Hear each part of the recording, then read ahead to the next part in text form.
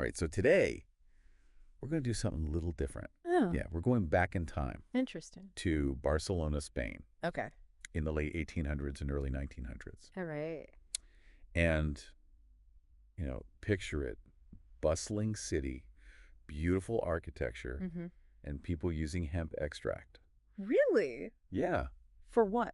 for stomach problems. Huh. Interesting. Yeah, cannabis. Wow. So this is like before it was, Oh, yeah, way before any kind of counterculture. counterculture movement or anything like that. Yeah. It was a totally different view of cannabis back then. So it wasn't like the whole hemp versus marijuana thing we have today. No, not at all. It was just It was just hemp, one plant one plant. with lots of different uses. I see. And the Spanish, especially in Barcelona, they were really into it. Interesting. Yeah, for medicine. Mm.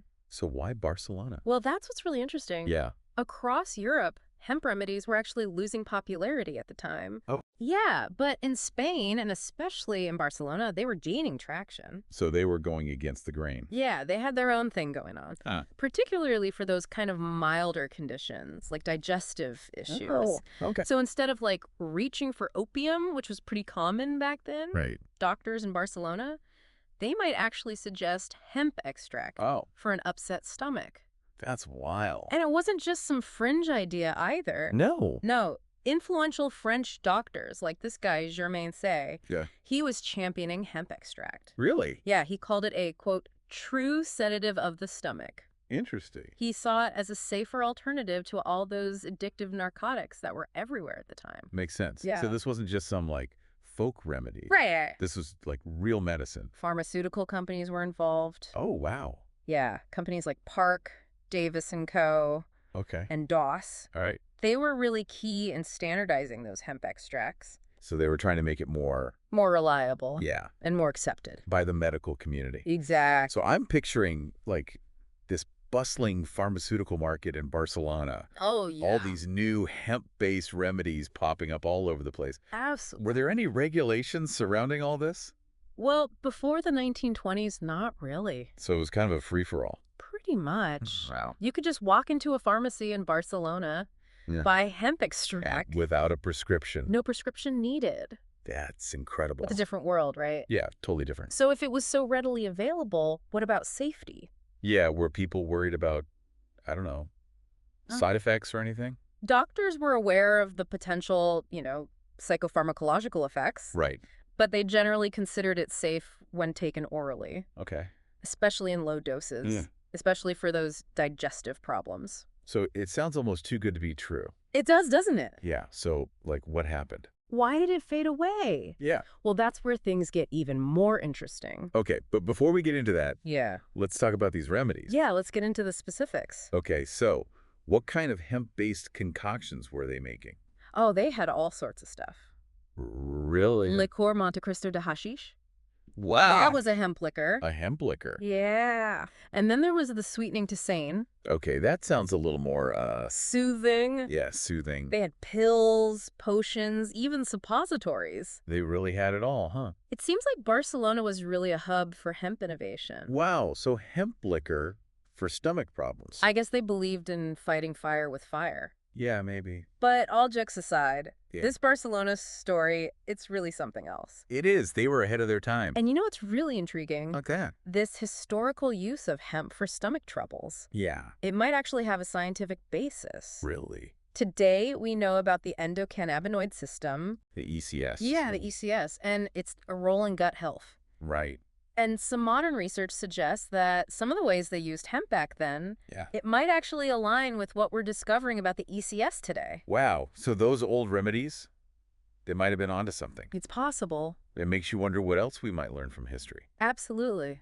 But before we get too carried away, Yeah. we need to talk about the decline of hemp medicine in Europe. Yeah, how it all kind of went away. And I'm guessing that story is connected to regulations and how people viewed hemp. You guessed it. All right, I'm ready for the next chapter in this hemp saga. Let's dive in. So we've been talking about this golden age in Barcelona with hemp remedies just everywhere. Yeah, it almost sounds too good to be true. It does, right. So what happened? Why did things change? Well, a lot of factors played into it. Okay. While Barcelona in the early 1900s was pretty relaxed about hemp, Mm-hmm. there were still some concerns About? about those intoxicating effects. Oh, right. Makes sense. Especially with things like that liqueur monocrista de hashish. Oh, yeah, the hemp liquor. Exactly. So even back then, they knew that not everyone would use it responsibly. Oh, for sure. So did they have any, like, guidelines or recommendations? They did. They really emphasized low doses, Okay. especially when you're taking it orally, because higher doses, well, that's when you increase the risk of those psychopharmacological effects. So they were trying to be careful. Yeah, they understood the balance. Between benefits and risks. Exactly. Did they have any ways of dealing with, adverse reactions? Just in case. It's funny you should ask that. Yeah. They did. What did they do? Things like lemon juice. Really? And coffee.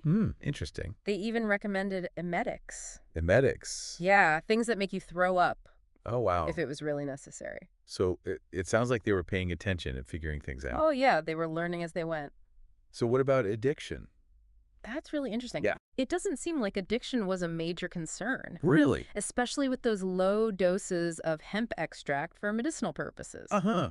That's so different from how we think about it today. It really is. Makes you wonder. It does. Like, maybe we're a little too worried these days. Maybe. So to add to that, yeah, there was this survey in the 1930s okay. by the League of Nations. Wow, so this is well after the time period we're talking. Yeah, but it's still relevant. Okay. And they found no evidence of addiction. With hemp. Yeah, or any public health issues related to medicinal hemp. Interesting. Of course, science was different back then. Right. But still, it makes you think. It does. Okay, so we've got this fascinating historical practice in Barcelona, plus all this new research about the ECS. Yeah. What does it all mean? Yeah, how do we connect the dots? Well, I think it shows us that we need to look at health and wellness more holistically. Okay. Not just focus on individual symptoms, Right. but look at how all those body systems are connected. And the ECS is a big part of that. Huge part. Regulating all sorts of stuff. Everything from mood and sleep to digestion and inflammation.